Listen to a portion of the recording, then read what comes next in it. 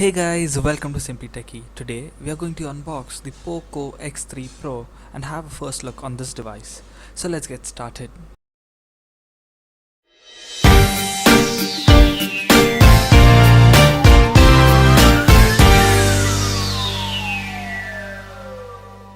In the spirit of the first ever POCO phone, the F1 continues to live as a part of the newly announced POCO X3 Pro and the POCO F3. It is priced at $292 and 19,000 rupees. So let's unbox the package. So let's remove the cover.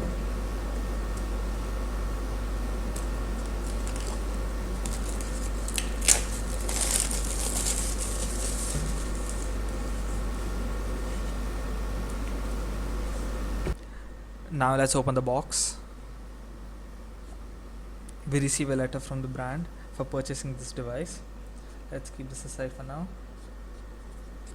Here we receive a box. Here's the phone. Let's keep this over here for now. In this box we receive the SIM ejector, some stickers and the case.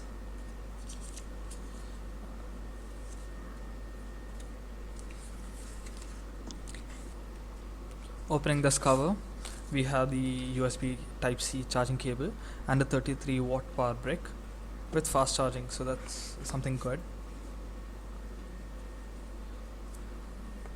Now let's keep this aside. Along with the purchase of this device, I received the Mi earphones by One More Design. Now let's take a look at this device. It's kind of heavy, but still. Ooh.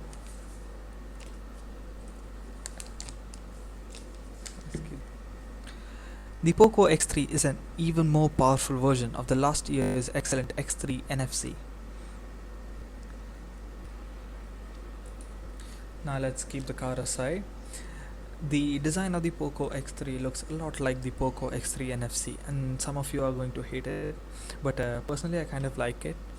There is a very large POCO logo printed on the back car. It's kind of self-advertising for the brand itself. It has a plastic back design, but it feels kind of strong. The back of the POCO X3 Pro is dressed up to look like a dual finished strip of matte and glossy glass. The POCO X3 has a fingerprint scanner on its side rather than an in-screen one just below the volume rockers. But it's great as it can be accessed faster. You get a headphone jack. That is a very good sign because you don't usually find it nowadays. Now let's test out the speakers.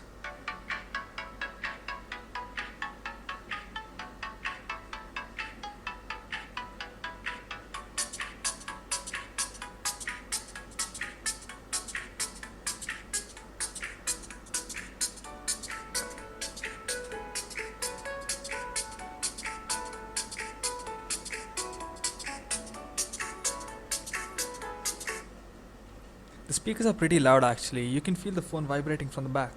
It's kinda good. The POCO X3 Pro is a fairly large phone. This has a 6.67-inch IPS LCD screen with a 1080 by 2400 resolution and a 120Hz refresh rate. The screen looks sharp and the color is bold. Having a 120Hz screen at this price point is excellent, as it is very good for gaming. Connectivity wise, it does not have 5G, so you are limited to 4G. It has 5 GHz Wi-Fi and Bluetooth 5.0, and NFC is available depending on your region. The POCO X3 also has an IR blaster, the little black dot on top of your device.